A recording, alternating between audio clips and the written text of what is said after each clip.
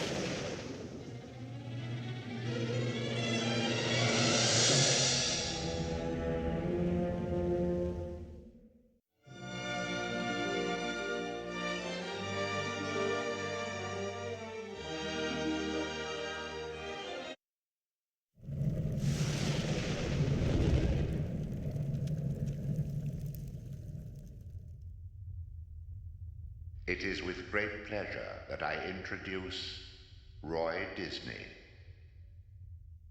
Hello, everyone. Nice to see you, Mirror. Charmed, Master. Is there something I can do? We have adventurers who await to explore the treasures that lie herein. Would you advise these mortals how best to find their way? I'd be pleased to. As you can see, DVD technology has allowed us to enter an amazing world, the world of Snow White. When you select Guided Tour, you'll be taken on an expedition through highlights of the bonus features that await your exploration here. We've asked a dear friend of ours to be your guide. Now it's time to make a selection, and the magic mirror will take you where you'd like to go.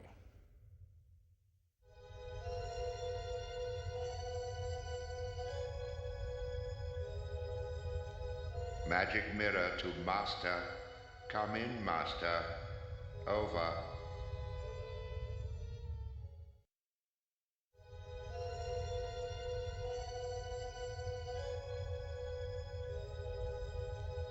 Choose wisely, yes, but equally important, choose today.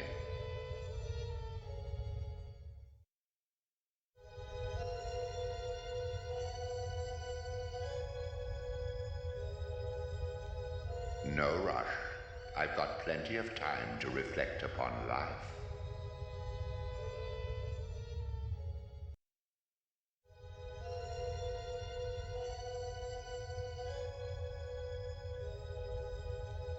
Choose wisely, yes, but equally important.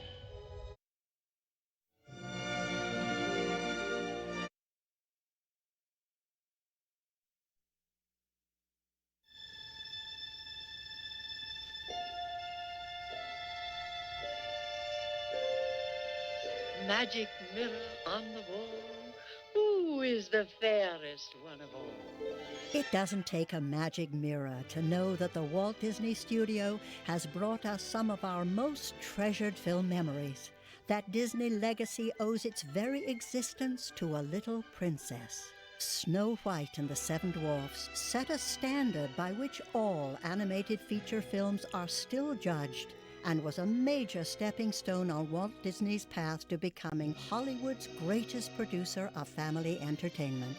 Walt Disney risked his personal fortune and gambled the future of his studio to create Hollywood's first full-length animated feature film.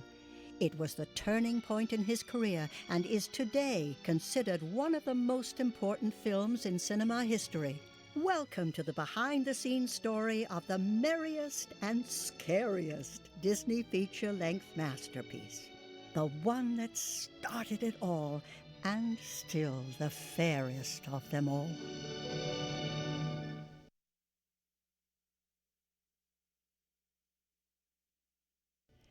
Behind the success of Snow White was the visionary who brought her to life. Walt Disney was a unique American genius, a great storyteller, artist, and innovator. Born in Chicago in 1901, his early career as a cartoonist was interrupted by the First World War. In 1923, Walt joined with his brother Roy and entered the infant animation industry. In those days, a feature film was preceded by trailers, newsreels, live-action short subjects, and a cartoon. While Walt Disney may be best remembered for the creation of Mickey Mouse, the world's most recognizable movie star, his early accomplishments are equally impressive. Before Mickey, Walt had produced a popular series called the Alice Comedies, which were silent cartoons featuring a live-action little girl in an animated world. In 1928, Disney introduced the very first sound cartoon, the landmark film that launched the career of Mickey Mouse. And in 1932, Disney premiered the first cartoon in full color.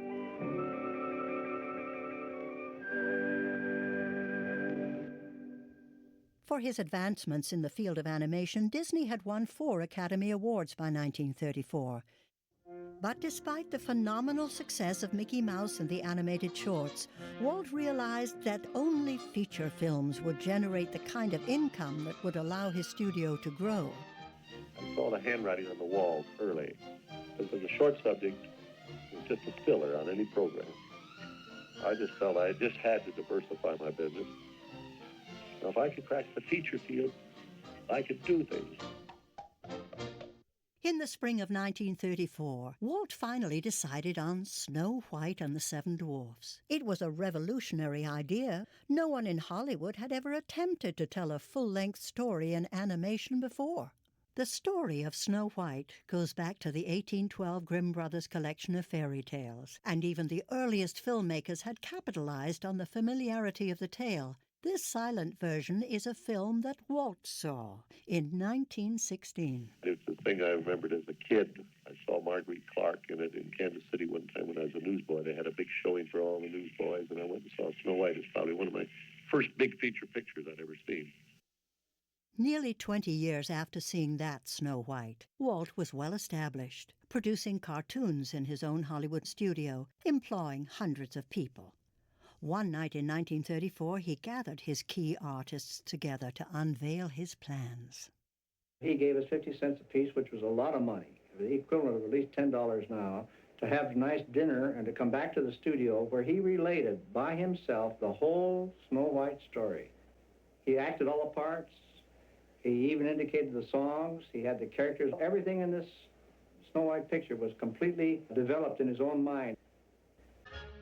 From the moment that Disney announced that he was working on a feature picture, people in the business thought, he's got to be out of his mind. So it became known as Disney's Folly. We were told by all the big movie moguls in Hollywood that people just wouldn't sit still for an hour and a half of cartoons because the bright colors would hurt your eyes. Everybody get up and walk out of there. And other people said, you're going to have gags all the way? People get tired of it. Well, Walt was a better storyteller in that. He realized you had to have the pathos, the love scene, and the gags, and the chase, and all of the regular things that make a good picture. Anyway, to me, I thought it was a perfect story. I had the heavy. He perished in the land. I had the prince. Hello. Did I frighten you? I had the girl, the romance. Wait, please. Don't run away. I had the sympathetic dwarf. Jiminy crickets. Any film, a short or a feature, begins with the mind of the artist, the ideas, and they have to become manifest in drawings. And the first drawings are concepts, or as they call them at Disney, inspirational sketches. And these can go anywhere, and the artists are free to just let their imaginations roam. The next stage starts to pin down that story, and the way they do it, and it was originated at the Disney studio, was to use the storyboard. It's a cork board in which individual sequential sketches are pinned up and looked at by the artists. And this is a wonderful, fluid way to see the whole sequence before you and to be able to change it immediately and to move it around on the board and to sort of see if the narrative is flowing and see if the characters are developing in the way that you think they should. The storyboard phase is the best place for ideas to be suggested, embellished, replaced, or sometimes deleted. Someday My Prince Will Come was originally going to have this amazing dream sequence to go along with it. And Walt realized that he didn't need to interfere with the simple storytelling that Snow White was telling the dwarfs. It was more important to get their reactions to her conveying this wish than it was for her to imagine and for the artist to visualize her dream. As interesting as this idea may have been, it was changed because it did not add to the story, and the studio was still having difficulty animating the prince. One of the toughest things you'll ever do is a human. The toughest thing you'll ever do is a male human. The poor prince was not coming off too well. And early in the game, the prince was actually going to do quite a bit more than he did. But all of that was abandoned because they realized that animating the prince was not going to make it. So he kept being scaled back. During the storyboard period, humor was also woven into the story. The Disney animators were proven masters of physical humor, and Walt encouraged their genius in a number of ways. They would pay you for a gag. If it was a good gag, you got $5, which is like getting 50 or 100 today. And I remember I sold a couple. When the dwarfs come into the bedroom and they get up and they peer over the top of the bed, and then as they come up, their noses pop over the top, one at a time. Boop, boop, boop, boop, boop, boop. And that was my gag, $5 worth. At the same time that the story was taking shape, other artists worked on developing how the characters would look and act. Well, one of the greatest challenges in making this film was the depiction of characters. The dwarfs were not that much of a problem because they were really caricatured to a great deal and they could be stretched and squashed. But the problem with the humans was that they couldn't. They had to be believable. Now the Queen, talk about an evolution. The Queen in some of the early sketches, she looked dowdy and frumpy and so forth, and suddenly she evolves into an entirely different character. She's beautiful, yet there's a coldness. You know the penalty if you fail.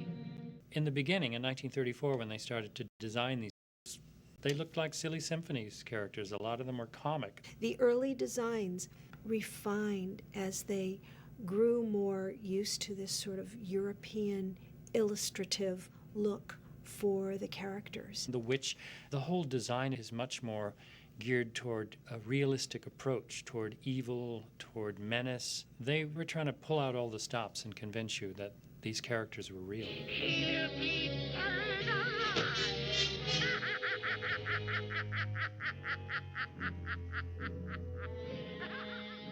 They kept the fun cartoon style a little bit more for the dwarfs. The great thing about the dwarfs in Snow White is that they are definite individual characters with special personalities. Dwarfs' names fit their personalities. This pompous-looking individual is Doc, the self-appointed leader of the group. And this little fellow is bashful. He's secretly in love with Snow White. And this funny face is Sneezy. He has hay fever. And old Droopy Eyes is called Sleepy. And Happy here with the beaming smile. And old Sourpuss here is Grumpy, the woman hater. And last but not least is Dopey. He's nice, but sort of silly. When it came time to design the Snow White character, each of the animators had his own unique vision of the girl. Snow White was a major problem. I mean, they started out with drawings that were quite caricatured. Some of them looked like Betty Boop. Some of them looked like Zazu Pitts. There was a great range of cartoony heroines, but eventually the drawing became, again, more naturalistic, and this was due to the fine draftsmen that they brought into the studio. I'm Snow White. Snow White, the princess. Well, it opened, of course, with a storybook, and it clearly set a tone for the artists and the look of the thing in general. That has been maybe the most basic look of Disney films almost forever. Walt went to the Gustav Tengrens, the Albert Herders, some of the great stylists of European storybook illustration to at least help him get started and help him develop a style that was at least going to be familiar to the audience. I think it's because of these European artists that the movie started to get that feel. It's in all those details, the carvings in the cottage, the trees were drawn and painted in the forest. Yeah, it does have a very European storybook feel.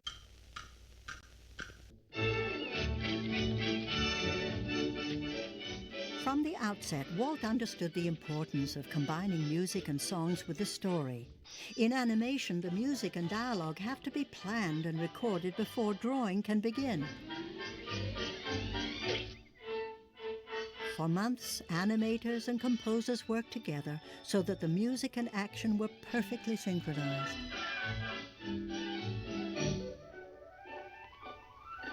Some 25 songs were written before Walt settled on the 8 finally used in the film. Originally, the dwarfs were to entertain Snow White by singing "You're Never Too Old to Be Young." It was ultimately replaced by the Silly Song. Here is an original temporary music track illustrated with storyboards. You're never too old to be young. You're never too old to be young. Your voice may crack when you try to sing, but you can't be good at everything. You're never too old to be young. As the studio geared up for Snow White, the Silly Symphonies were used as a testing ground for techniques that elevated Disney animation to even greater artistic levels. They experimented with dwarf and witch characters, perfected realistic animation of nature and animals, and tried out some of the elaborate special effects that would be required for Snow White. Building up to Snow White, there were films like The Old Mill, where you kind of played with multiplane animation, or The Goddess of Spring, which was a short where they were trying to play around with human animation. But if you look at The Goddess of Spring and look at Snow White, which came out at the end of '37, we're talking about 3 years. It looks like 20 years of development. It's hard to believe that only 3 years separated those pictures. The first thing I did when I got a little money to experiment, I put all my artists back in school.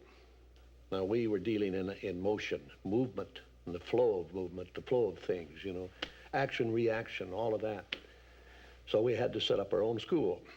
Animators analyzed in minute detail every nuance of human movement. Take a look at his legs and feet. Notice the follow-through on the pant legs? How they come down late every time, after the feet come down.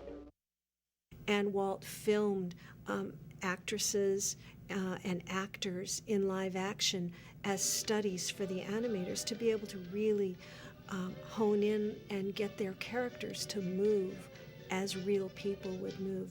Three-dimensional models of characters and even some of the sets were also created as design reference and to ensure realism. No detail escaped scrupulous study. These effects tests, for example, illustrate how the animators experimented with the amount of light given off by Snow White's candle, as well as how the shadows should fall. Now the Snow White performers took the stage, the animators. The animation is so refined. Again, this is all new. Before that, animation was a lot of squash and stretch and was very, very physical and outgoing. And here you have something that reflects very subtle emotions that were real. And the animators had to believe in these characters as well. Here you can bring this character to life. Well, these are just frozen on the paper. To me, that was wonderful. Right from the start, you could begin to see how Walt was getting these little personality touches in the characters which would express how they felt. Whether it was a little shrug or an embarrassed smile or whatever it was, it began to tell you what the inner feelings of that character were. As Disney's team of animators worked, they began to realize that their characters had become something more to them than lines on paper. And there's a story meeting where they're discussing Snow White's flight through the forest, where she's running and she falls. And they're talking about how far the fall would be. And one of the artists said, "But wouldn't a fall like that kill her?" And there was silence. And they suddenly realized they were worried about killing a cartoon character. Before the animators went through the time-consuming and expensive process of full color, each sequence of pencil drawings was filmed, then projected in this rough form so the quality of the animation might be quickly and easily reviewed. Usually, in order to save money, they would not make a print but would simply project the negative. These tests were then edited into the film to allow Walt to follow the flow of the story. Despite all the effort, not every sequence that was animated made it onto the screen. This sequence, where the dwarfs build a bed for Snow White, while Dopey collects stuffing for her mattress, was begun but never completed.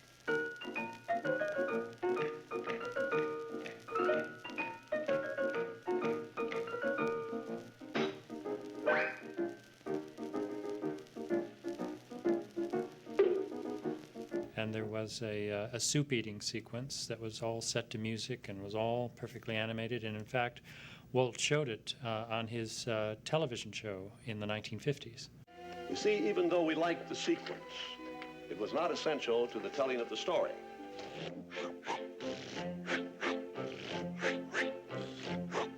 With a spoon, with a bowl, with the music in your soul, you can cheer things up with the zup, zup, zup of the music in your soup. Always the master storyteller, Walt now concentrated on the pacing of the story, shortening sequences that felt too long, tightening the editing, and smoothing out the overall flow. Even as the film was winding down, there was a lot of fine-tuning on Walt's part. He kept cutting little bits here and whole sequences there. There was Snow White's run through the forest. It was much more extended than what you see on the screen today. There was apparently more music to the dwarfs marching home, and that was pared down. There was a fight between Grumpy and Doc in the bedroom sequence, and that was all animated, and that was cut out. I say that she goes. I say she stays. The sequence of the witch at the cauldron, and that was cut down a little bit more.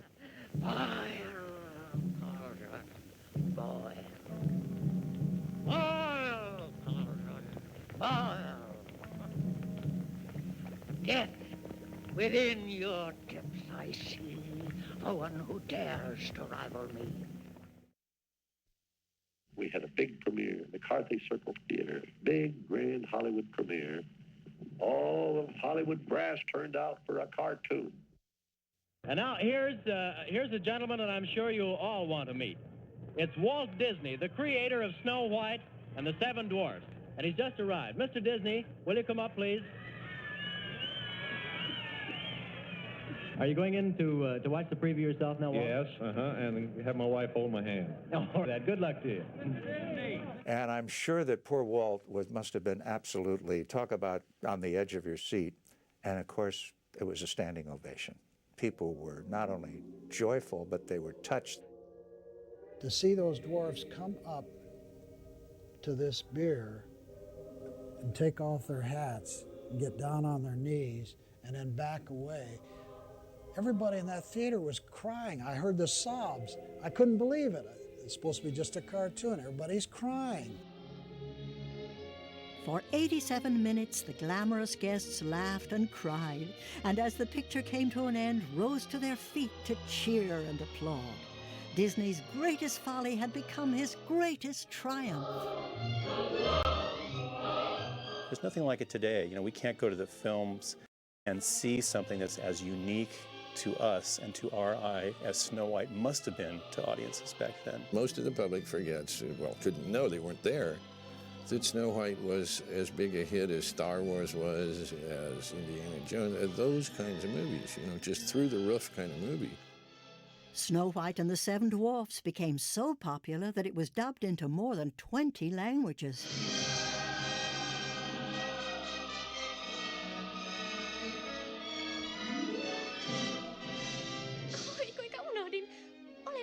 Lumikki, prinsessa. Kyllä. Oh, entschuldigt bitte. Ich bin Schneewittchen. Schneewittchen, die Prinzessin. Ja. Oh, perdónenme. Soy Blancanieves. Blancanieves, princesa? Sí. Disney's preparation of the film for international release was a first for its time. Custom art was created for practically every country, including these sequences featuring the dwarfs' translated names.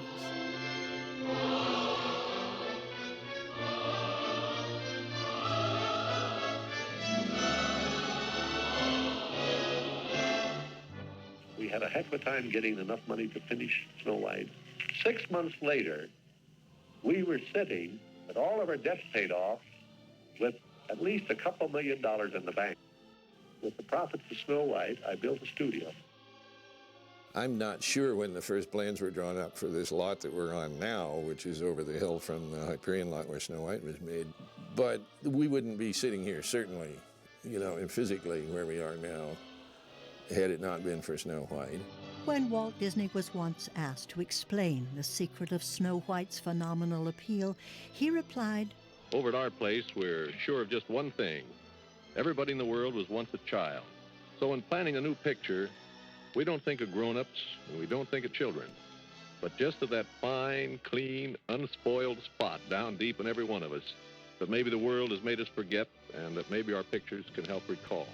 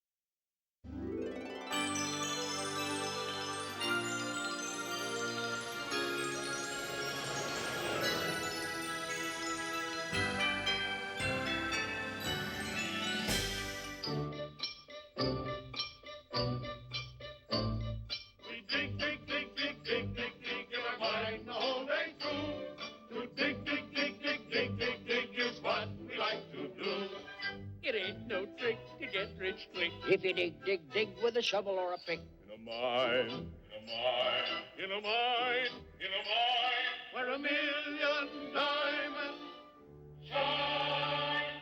We dig, dig, dig, dig, dig, dig, dig from early morn till night. We dig, dig, dig, dig, dig, dig, dig up everything inside. We dig up diamond files more, 1,000 rubies, sometimes more, but we don't know what we dig them for. We dig, dig, dig, dig, dig.